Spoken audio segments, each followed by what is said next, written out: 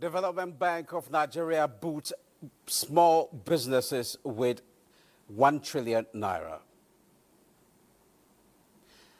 Federal government to deploy 7 million smart meters across Nigeria to an estimated billion. International oil companies not exiting Nigeria, says presidency. Oil rebounds after OPEC Plus sticks to same output hike in July versus June. Asia stocks sink on heightened U.S.-China trade tensions. The program is Business Express, reaching you from Abuja, Nigeria's capital. I am Musa Abubakar, your guide.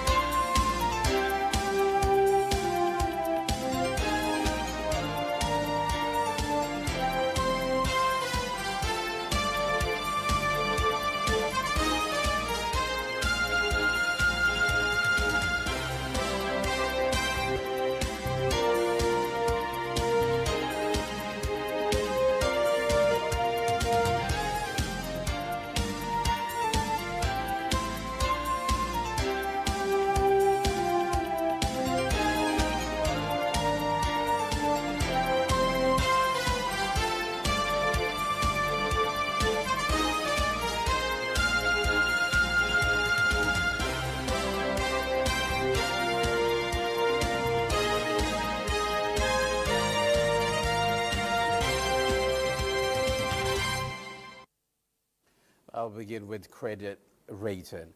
President Bola Tinubu has welcomed Moody's Investor Services' recent upgrade of Nigeria's long-term foreign currency issuer rating from CAA1 to B3 with a stable outlook, describing it as a validation of his administration's commitment to restoring investor confidence, unlocking economic potential, and securing long-term prosperity.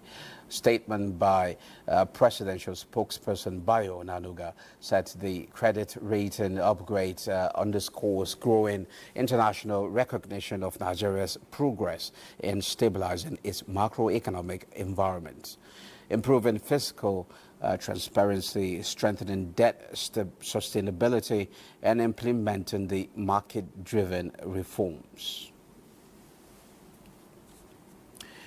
The Development Bank of Nigeria, DBN, has reported disbursing more than 1 trillion naira to micro, small and medium enterprises nationwide, contributing to the creation of over 1.2 million jobs.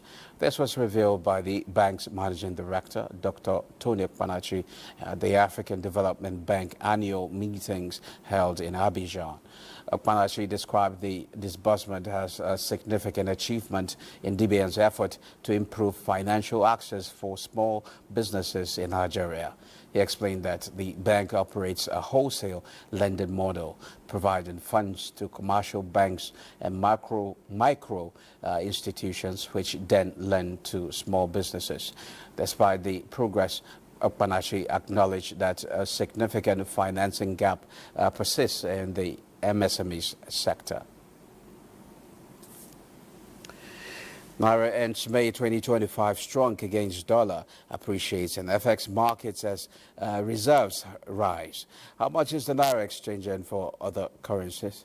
Let's take a look.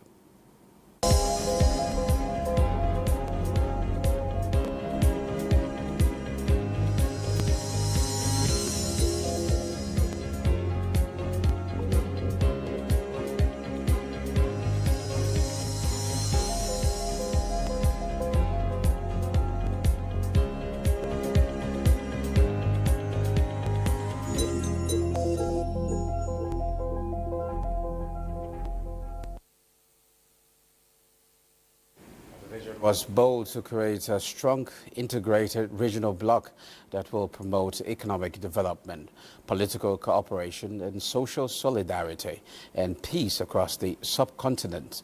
Half a century later, ECOWAS stands as both a testament to regional solidarity and a mirror reflecting the complexities of post-colonial Africa. Now, to speak on its economic achievements, challenges, and future directions is Professor of International Economic Relations, Jonathan Deyemi Aremo. You're welcome to Business Express. Very much. Okay, Prof, ECOWAS is marking its 50th anniversary this year. What would you say are its most significant achievements since its founding in 1975? Thank you very much, and congratulations to everyone listening to me wherever you are. I congratulate the entire ECOWAS member state, despite the fact that we are less three. And I congratulate Nigeria for being among the foremost founding fathers. 50 years is not a joke. And to stay together for 50 years, a marriage of 50 years is not a small marriage. So therefore, I congratulate ECOWAS for having attained 50 years. To talk about the significant achievement, I think apart from the treaty, which have been revised, ECOWAS has moved from a free trade area to customs union, and ECOWAS is already operating some of its policy in common market, which is the third stage of economic integration. When you compare ECOWAS with other regional economic communities in entire Africa, many of them, they have not reached where ECOWAS have reached. You can move from one country to another one with the same Nigerian passport, and then quite a lot of things have been done with respect to common things, in terms of trade, in terms of investment, in terms of industrial policy, in terms of agriculture, which have been commonized. So I think there's a serious reason to congratulate ECOWAS. So a lot has been achieved. You said a lot has been achieved. How has the vision of ECOWAS evolved over the past 5 decades? Thank you very much for that wonderful question. It's a very nice one. I think the best thing is to actually evaluate ECOWAS progress with respect to what it committed itself in the treaty. ECOWAS wanted to move from a free trade area that is not charging import duty among member states to the customs union, that is to have a common external tariff, and then from there move on to a common market, and then after a common market, get to an economic union. So far, ECOWAS has moved from a free trade area. On the 1st of January 2015, ECOWAS started operating a customs union. That is to say that all the imports that are coming to ECOWAS country, they come at the same import duty so that there's less trade deflection. That is a very wonderful achievement. Before, you can see some goods will come to the Republic of Benin, and then it can be tagged make in Benin and enter Nigeria. But it's not possible again because it's the same import duty coming into all the member countries. And then, just as I said, you can move from one place to another one, though you can have some little challenges on the road, but at least ECOWAS is trying, because I've been to other regional economic community, and I think ECOWAS is doing very well. Okay, one of the founding objectives is that of economic integration. Would you say at this point the region has achieved that particular goal? In fact, it's not one of the reasons. The real name is ECOWAS, which means Economic Community of West African States. The idea is purely an economic thing. It's not a political community. It's an economic community, which means economic integration you are talking about is center, is the fulcrum of what ECOWAS wanted to achieve. That is to say that business can move across borders, and people can move with their business as well. So when you are measuring ECOWAS in terms of economic integration, as I said earlier on, we are leading all the other 7 RECs in Africa. And let me say this again, ECOWAS is now having or putting in place an ECOWAS payment and settlement system that will allow each and every member state to trade in its own domestic currency. I want to buy anything from Ghana now, they just debit me in Naira and credit the exporter in Ghana in CD. I mean, there is no region so far in Africa that is reaching that. And as far back as July 2023, there is a law to that, which is ECOWAS Payment and Settlement Supplementary Act, has been signed by all the head of state of ECOWAS.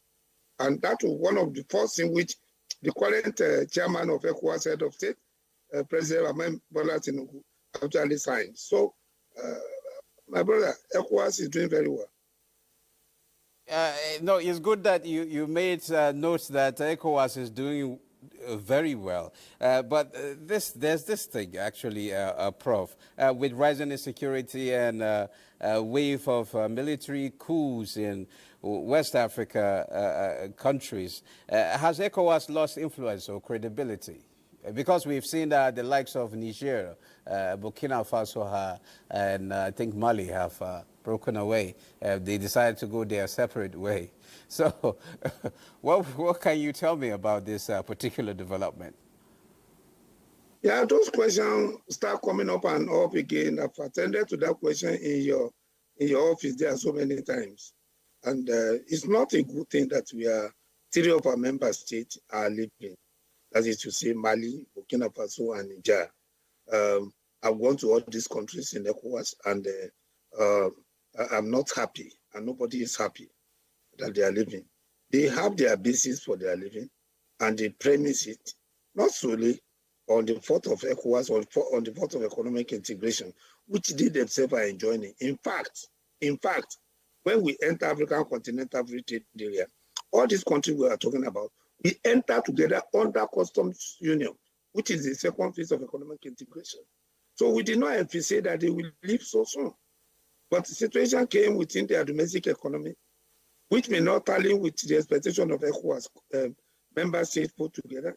But it's not a good development that you leave. And I think the door of coming back is still there, because for somebody like me, I'm not happy. Even Mauritania that left in year 2000, they are still having a lot to do with us in ECOWAS, particularly when it comes to negotiation of economic partnership agreement with European Union. So that they are going is not a good development. And I believe that very soon they may be able to actually come back to reunite with their people. Okay, well, one of the key objectives also is to have a common currency, one currency for, the regional bloc. What are the key obstacles actually preventing full implementation of the ECOWAS common currency? Is it ECO? Correct. Well, my brother, you are quite correct. When ECOWAS came up, they have 4 stages of economic integration.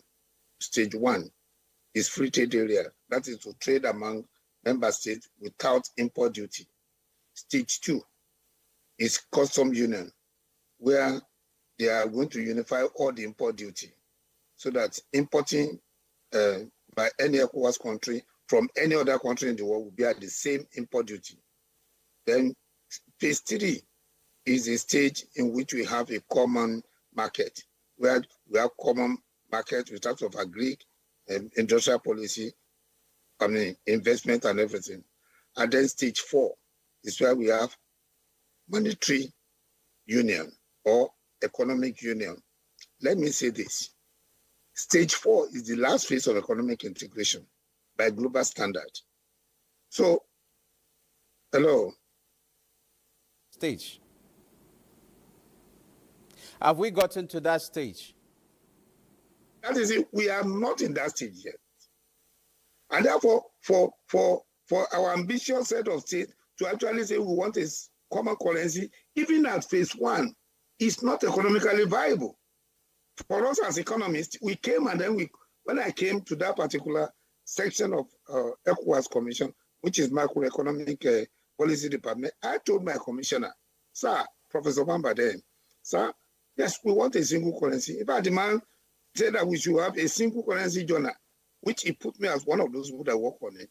I said, but we are just on phase 1. We are not even on phase 2, which is a custom union. It's going to be difficult. These primary and secondary criteria, we shall be forcing our member states to do a hop, step, and jump activity. Somebody who is going to hop, step, and jump can land on his back once he jumps over the rope. But you see, it may not be an easy thing. So what do we do? I said, why don't we actually have a plan B? And what is the plan B? Let us have ECOWAS payment and settlement system. And with the development in IT, you discover that we can actually link our banking system under a payment system of the central banks, so that when I wanted to buy anything from Ghana or from Senegal, they can just debit my account, and then they will pay where I'm importing from in the currency of that particular country. And then we put that one in place, and we work on it. We work with West African monetary WAMA.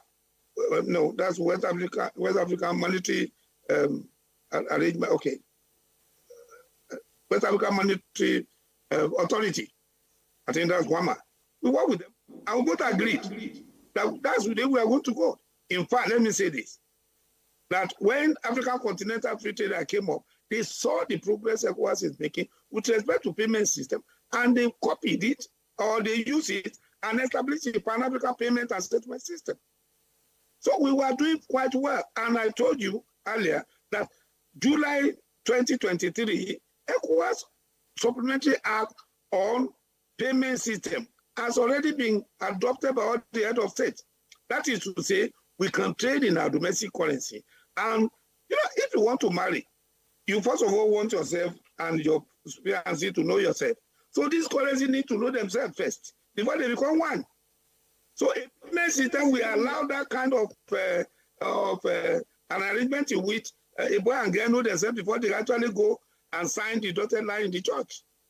So that's the duty of a payment system, which makes it to be simple. There's no forcing the convergences. No, simple approach. Prof, before I let you go, just looking at the future, and in light of the recent withdrawals of Mali, Burkina Faso, and Niger from ECOWAS, what does this mean for the future of the regional unity we are seeing? Well, just as I said, nobody is happy about it. Nobody. Because I've traveled to all these countries, I live with many of the officials of ECOWAS and other ECOWAS institutions that we have worked together harmoniously.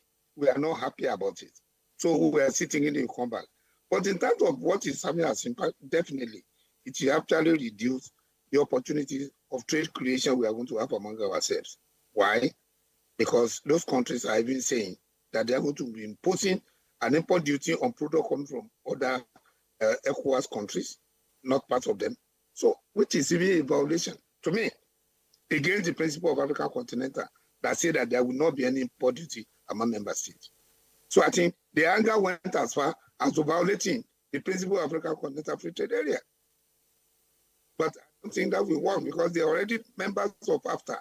So they cannot charge any of us more, any percent, because AFTA allows 0% or 90% of products. But the one they said, no, any good coming from ECOWAS is going to pay 5%. And we are still part of African Union. So they cannot be saying Kenya will not pay, but ECOWAS will pay. Why? Why punishing ECOWAS countries? No. I think they were just not happy with us. So, but I think everything will be settled. That's my belief. Okay, Prof, I'm afraid we'll have to leave it there. Happy 50th anniversary to you and all ECOWAS countries. Very much. Now let's head to the commodities market where Egyptian garlic gains ground in U.S. market amid global supply challenges. Let's now take a trip to the commodities market.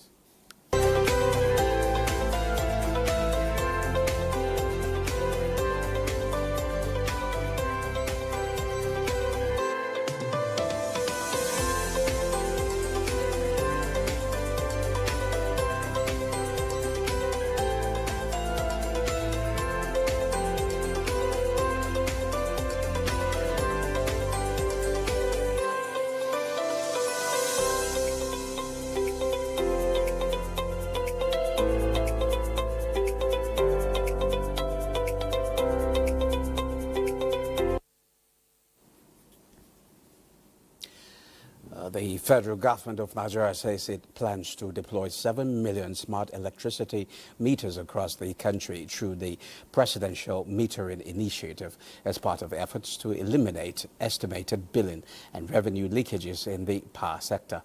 This was disclosed by Special Advisor to the President, Oluveheyen in Abuja in commemoration of the second year of President Tinubu's administration. The special advisor said the rollout of smart meters is key component of the Tinubu administration's strategy to improve the commercial viability of the electricity value chain, particularly the gas-to-power segment. Meanwhile, the presidency has dismissed concerns in certain quarters that international oil companies, IOC, were exiting the country. The special advisor to the president on energy, Olu, who stated this in Abuja, stressed that rather than companies rebalancing and refocusing on deep waters, the special advisor, who was speaking on the second year anniversary of the Tinubu's administration, said that while the IOC breakdancing, the Nigerian independent local players are taking the lead in onshore, according to her. The ground capacity of indigenous firms is evident in their ability to acquire divested assets from IOC. She said the country attained an increase in indigenous equity in gas from 69% to 83%.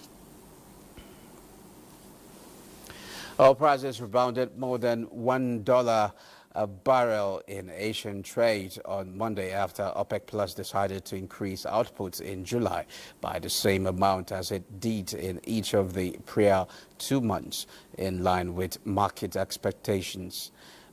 Brent crude futures climbed $1.06 to $63.84 a barrel, while U.S. West Texas Intermediate crude was at $61.95 a barrel, up $1.16. The Organization of the Petroleum Exporting Countries and their allies decided on Saturday to raise output by 411,000 barrels per day in July, the third straight month of increase by the same amount, as the group known as OPEC Plus looks to wrestle back market share and punish overproducers. Nigerian stock market value rises by 1.5 trillion naira in 1 week. Olayinka Ojo has a summary of how stocks fared last week in Nigeria. The NGX All-Share Index and market capitalization appreciated by 2.49% to close the week at 111,742.01 basis points and 70.463 trillion naira. A total turnover of 3.794 billion shares worth 119.394 billion naira in 89,636 deals were traded last week by investors on the floor of the exchange. The financial services industry led the activity chart with 2.744 billion shares valued at 79.805 billion naira in 36,458 deals, contributing 72.34% and 66.84% to the total equity turnover in volume and value. The consumer goods industry followed with 201.889 million shares worth 7.623 billion naira in 11,922 deals, while the third place was the services industry with a turnover of 173.748 million shares worth 1.719 billion naira in 6,385 deals. Trading in the top three equities, namely United Bank for Africa PLC, Fidelity Bank PLC, and Access Holdings PLC, accounted for 1.942 billion shares worth 61.542 billion naira in 12,443 deals, contributing 51.19% and 51.54% to the total equity turnover in volume and value. For bonds, a total of 76,337 units valued at 75.443 million naira were traded in 39 deals. On summary of price changes, 56 equities appreciated in price during the week, 44 equities depreciated in price, while 48 equities remained unchanged. Olayinka Ojo for Business Express. Well, let's bring you up to speed with development in this global stocks market. Maria Zachary is our guide. Maria, is over to you. Thank you, Musa. International equities are bleeding this afternoon. In Europe, investors eye the potential for escalating U.S.-Europe tariffs. Auto stocks on the index are down 1.75%, technology stocks also down 1.2%, and household goods are down 1%. Looking at the figures now, we have DAX of Germany down 0.38%, FTSE also dipped 0.03%, CAC of France is in red at 0.50%. Asia markets are lower after President Trump told U.S. steel workers that he will double tariffs on steel imports to 50%, effective from Wednesday. Nikkei 225 of Japan is in red at 37,470 or 1.30%. We have Shanghai Composite of mainland China at 3,347 or 0.47%. Moving down is Hang Seng Index of Hong Kong at 23,157 or 0.57%. For the first trading day in June, stock futures tumble in the U.S. as global trade tensions heightens. The Dow is downward at 0.26%. S&P 500 follows at 0.34%. We have the Nasdaq Composite reflecting at 0.48%. Africa markets mostly bullish. Unlike other regions, we have South Africa JSE Top 40, which was higher at 0.12%. Tunisia Tin Index was down 0.10%. Namibia All-Share Index gained 0.24%, and Ghana topped 0.25% also. That's it for Global Market. I am Maria Abduzakar. It's back to Musa. Well, thank you, Mario, for that update. Well, that's it. Business Express returns tomorrow by 9:30 a.m. Thanks for watching. Enjoy the rest of your day.